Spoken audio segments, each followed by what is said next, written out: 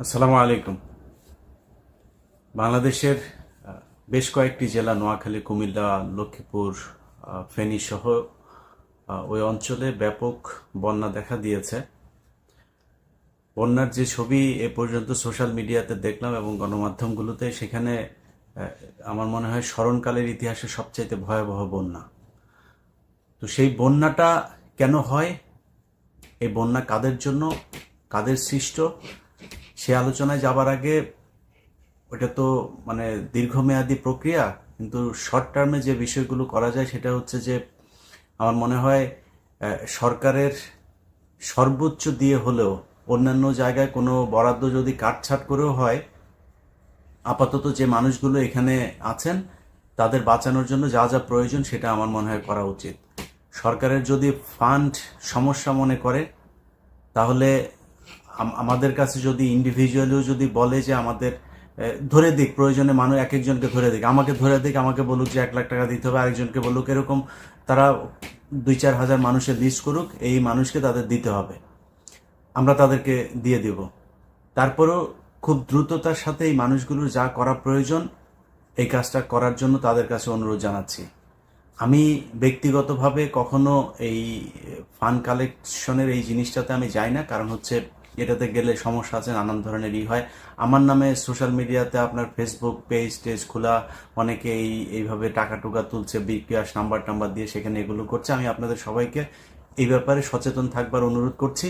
আমি কখনোই এই বিকাশ নাম্বার টাম্বার দিয়ে আমি কোনো মানুষকে দান করতে গেলে এইভাবে ওয়াজ মাহফিল করা যায়, তারপরে স্লোগান টোলোগান দিয়ে আমি দান করি না। আমার যতটুকু সামর্থ্য আছে, আমি যাকে পারি অতটুকু আমি করি।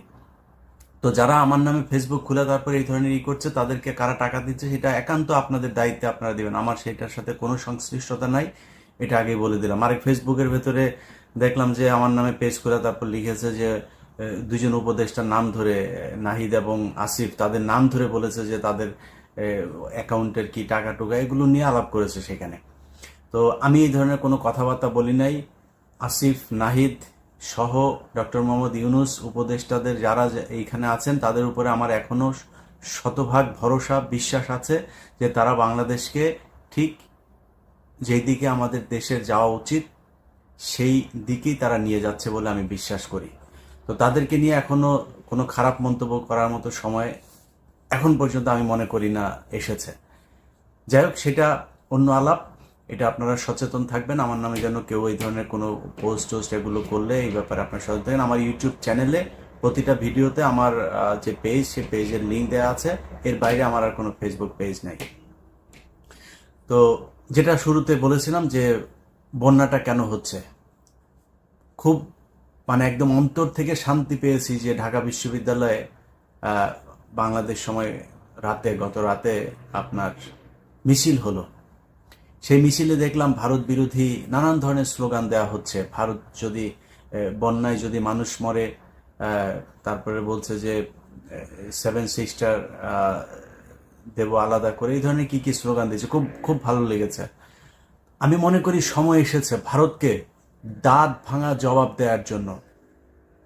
যদি উপদেষ্টারা মনে করে, তাহলে লুৎফুজ্জামান বাবরকে তাড়াতাড়ি জেল থেকে বার করেন, ওনাকে ওই জায়গায় বসান, উনি এগুলো খুব ভালো পারবে। সো লুৎফুজ্জামান বাবরকে দ্রুত এই জায়গায় নিয়ে এই দায়িত্ব দেওয়া হোক। ভারতকে কিভাবে 7 সিস্টারে কিভাবে কি করতে হয়, উলফাকে কিভাবে সহায়তা করতে হয়, কি করতে হয়, এগুলি উনি খুব ভালো জানেন। তো আমি মনে করি যে ভারতের সাথে এই ধরনের এই আলগা পিরিতি টিরিতি দেখায় কোনো লাভ নেই। তাদের সাথে সরাসরি অ্যাকশনে যেতে হবে। তারা যুদ্ধ করতে চায়।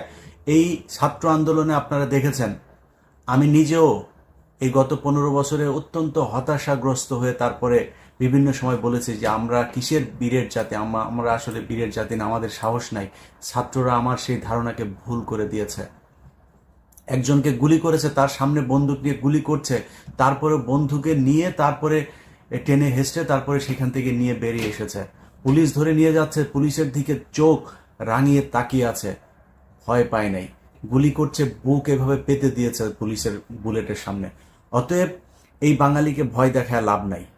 এই বাঙালি, ভারত যদি নাকি আমাদের উপরে আক্রমণ করে, যদি মনে করেন আমরা ভারতের সাথে যুদ্ধ করলাম, অনেকে বলে থাকে না যে ভারতের সাথে আমরা যুদ্ধ করে পারবো না, ভারতের সাথে যদি, বাংলাদেশের সাথে যদি ভারত যুদ্ধ লাগে, এটা মনে রাখেন, আজকে বলে রাখলাম কথাটা, সবার আগে বাংলাদেশের পাশে এসে দাঁড়াবে পাকিস্তান। তাদের সাথে আমরা আলাদা হয়েছি, তাদের সাথে আমরা এক হইতে আর চাই না। ৭১-এ কার ভুল ছিল, কার দোষ ছিল, সেটা আমরা ভুলে গিয়েছি। পাকিস্তানের সাথে কৌশলগত কারণে হলো আমাদের অত্যন্ত ভালো সম্পর্ক রাখা খুব জরুরি। ভারতের বাইরে চীন, পাকিস্তান, আমেরিকা, ইসরায়েল, যার সাথে ইচ্ছা সবার সাথে সম্পর্ক ভালো রাখা যাবে। একমাত্র আমাদের শত্রু হচ্ছে ভারত। তাদের ব্যাপারে যে কোনো ধরনের ডিসিশন যদি নিতে হয়, আমার অনুরোধ থাকবে বর্তমান এই যে গভর্নমেন্ট আছে, সেই গভর্নমেন্টের যেই চিফ অ্যাডভাইজার আছেন ডক্টর মোহাম্মদ ইউনূস, আপনার কাছে অনুরোধ, বাংলাদেশের 16 কোটি মানুষ জীবন দেওয়ার জন্য, যুদ্ধ করার জন্য প্রস্তুত। আপনি শুধু সেই ক্ষেত্রটা প্রস্তুত করে দেন, আর কোনো কিছু আমরা চাই না। তারা যুদ্ধ করতে চায়, কিভাবে করতে চায়? অর্থনৈতিক যুদ্ধ করতে চায়, আমাদেরকে পেঁয়াজ দেবে না। পৃথিবীতে বাজার তৈরি করার জন্য বিক্রেতারা ঘোরে, ক্রেতা কখনো কেনার জন্য বিক্রেতা করে না।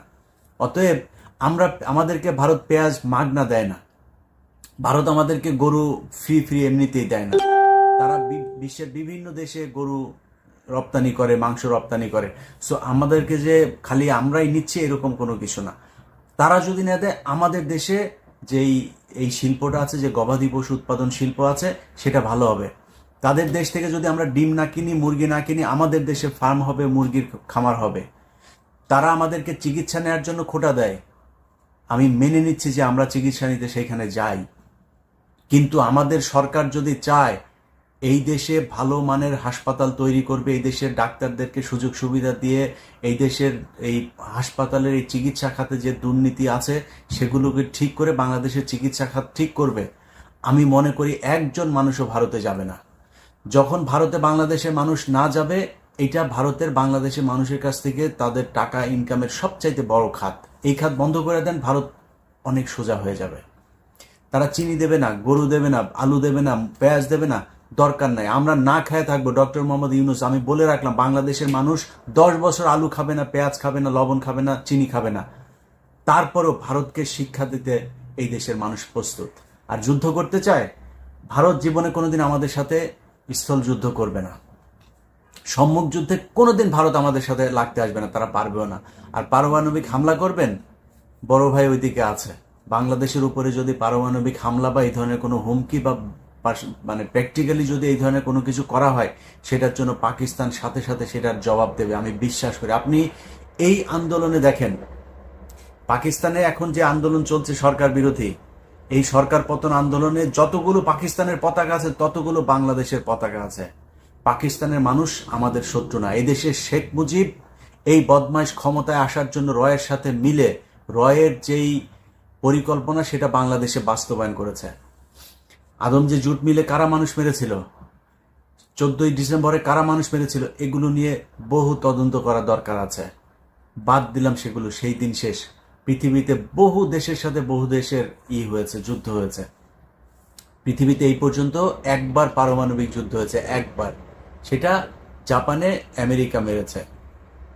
সেই পারমাণবিক যুদ্ধ যাদের সাথে হয়েছে, যাদের উপরে পারমাণবিক বোমা নিক্ষেপ করা হয়েছিল, সেই জাপান এখন আমেরিকার সবচাইতে ভালো বন্ধু। পৃথিবীতে এরকম বহু উদাহরণ আছে।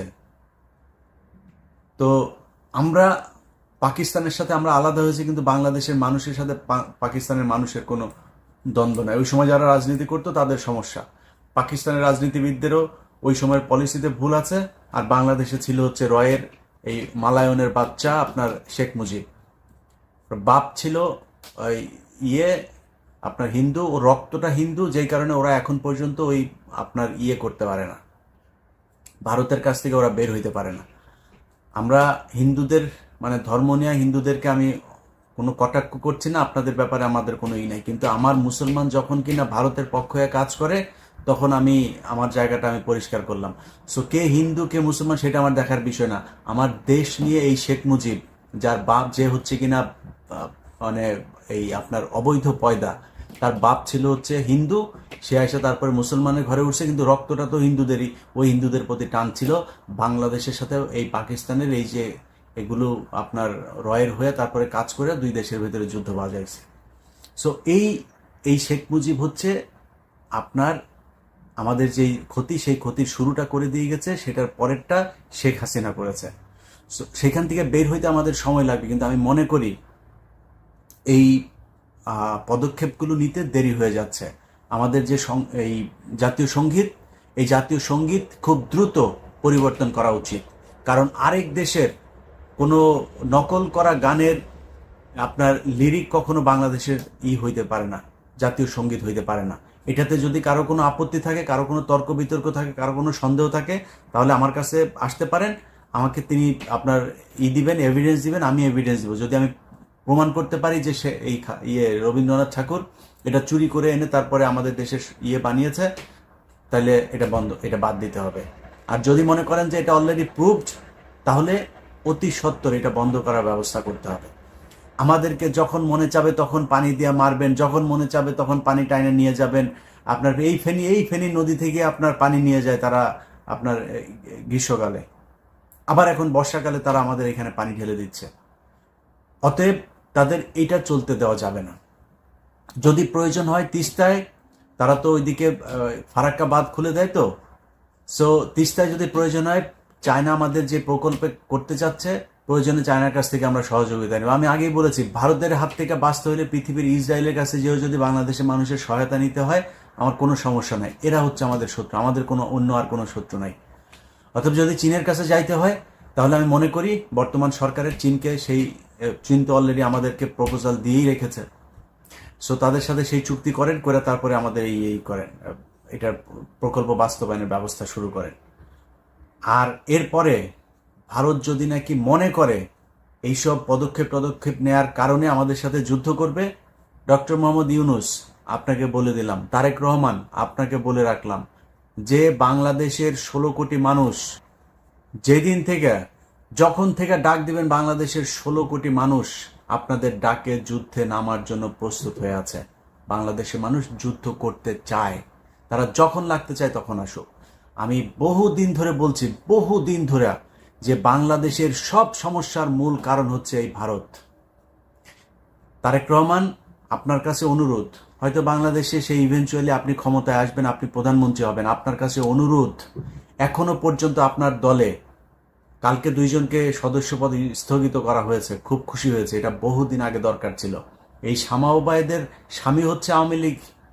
তো আওয়ামীপন্থী এরকম একজন ব্যবসায়ীর স্ত্রী, তাকে কেন আমি খুব অবাক হইতাম, ভয়ে কিছু বলতে পারতাম না, যে একবার আওয়ামী লীগকে খেপাইছে, আবার বিএনপিকে খেপাবো, অনেক কথা চাইলেও বলতে পারি না। তো থাকে কিভাবে? তার সাথে আরেকজন কৃষক দলের, আমি ওনার ব্যাপারে আমি জানি না, ওনার ব্যাপারে আমার কোনো আইডিয়া নাই, যাক 2 জনকে সদস্যপদ স্থগিত করা হয়েছে। এরকম যদি প্রয়োজন হয়, মির্জা ফখরুল থেকে শুরু করে যদি আর যারা এই রয়ের হয়ে কাজ করেছে, আওয়ামী লীগের এবং ইন্ডিয়ার টাকা নিয়েছে, যাদের লিঙ্ক আছে বা টাকা পয়সার লেনদেনের ভিডিও টিডিও আছে, এদেরকে খুঁজে বের করে তারপরে আপনি এই দল থেকে বহিষ্কার করেন। আপনাকে বললাম, আমি আমার জায়গা থেকে আমার বিশ্বাস, মানুষের সাথে তো কম চলাফেরা হয় না, মানুষের কম মন্তব্য শুনি না। বাংলাদেশের মানুষ, আপনি যদি সরাসরি ভারতের বিরুদ্ধে কথা বলেন, মালদ্বীপের মইজুর মতো, কিংবা শ্রীলঙ্কার মতো, কিংবা নেপালের মতো, পাকিস্তানের মতো, এইসব দেশ কিন্তু সরাসরি ভারতের বিরুদ্ধে যুদ্ধ ঘোষণা করে টিকে আছে। আপনার জনপ্রিয়তা এখন যা আছে তার চাইতে আরো কয়েকশো গুণ বৃদ্ধি পাবে যদি ভারতের বিরুদ্ধে আপনি ডাক দেন। অতএব আমি মনে করি তাদের সাথে প্রকাশ্যে একদম সরাসরি ডিক্লেয়ার করে তারপরে যুদ্ধ করার সময় এসেছে। ওরা যেমনি যুদ্ধ করতে চায়, অর্থনৈতিক, সাংস্কৃতিক, ধর্মীয়, এমনি সামরিক যুদ্ধ যা মনে চায় ওরা করতে আসুক, আমরা যুদ্ধ করার জন্য প্রস্তুত। সো আমি মনে করি, যেটা আগে থেকেও বলছি, বাংলাদেশের শত্রু একমাত্র ভারত। সব সমস্যার মূল কারণ হচ্ছে ভারত। আজকে দেখেন, ডক্টর মোহাম্মদ ইউনূস দেশ চালাচ্ছে, শেখ হাসিনা যাওয়ার পরে বাংলাদেশের মানুষ বিজয় উদযাপন করছে, সেইখানেও বাগড়া হয়ে দাঁড়িয়েছে এই ভারত। তারা চায় না এই দেশ ঠান্ডা থাকুক। এই যে পানি ছেড়ে দেওয়া এখন, এই যে নানান ধরনের তাদের মিডিয়াতে আমাদের দেশের বিরূপ মন্তব্য করা, আমাদের দেশের সংখ্যালঘু যাদেরকে বলা হয় হিন্দু, তাদের উপরে নানান ধরনের কল্পকাহিনী বানায় এগুলো বিভিন্ন জায়গায় প্রচার করা, সব কিছুর পেছনে দেখেন তারা। এই শেখ হাসিনা 15 বছর যে এই দেশে মানুষকে গণহত্যা করেছে, এইটার পেছনেও এই ভারত। অতএব ভারত যে আমাদের শত্রু, সেটা আমরা এখন চিনেছি। বাংলাদেশের মানুষের মধ্যে আমরা সেই পরিস্থিতিটা তৈরি করেছে, সেই মানসিকতাটা তৈরি করেছে যে তারা ভারতকে এখন প্রচণ্ড রকমের ঘৃণা করে। আপনাকে অনুরোধ থাকবে, যারাই বাংলাদেশে রাজনীতি করবেন তাদের কাছে অনুরোধ থাকবেন, ভারতের বিরোধিতাটা সরাসরি করতে হবে। যে মানুষগুলো আজকে মরছে বন্যার পানিতে, দেশের অর্থনীতি নষ্ট হচ্ছে, এই সব কিছুর জন্য ভারত দায়ী, এবং সেটা সরাসরি বলতে হবে। সেটা যদি না বলা যায়, সেটার যদি অ্যাকশন না নেওয়া যায়, তাহলে কোনোদিন এই সমস্যার সমাধান হবে না। যাই হোক, বাংলাদেশের ভাইয়েরা, ভারতের বিরুদ্ধে আমাদের একদম এক দফা এক দাবি। এক, হরে কৃষ্ণ হরে রামের মেয়েকে আমরা পাঠাইছি ওই দেশে, এখন হচ্ছে আপনার এই ভারতের সাথে সরাসরি যুদ্ধ করার সময়। এক দাবি, ইন্ডিয়া আউট। এই বাক্যে আমরা সবাই মিলে একসাথে হব। দেশের যেইখানে যেই মতের যেই দলের যেইভাবেই থাকুক, সবাই আমরা এক।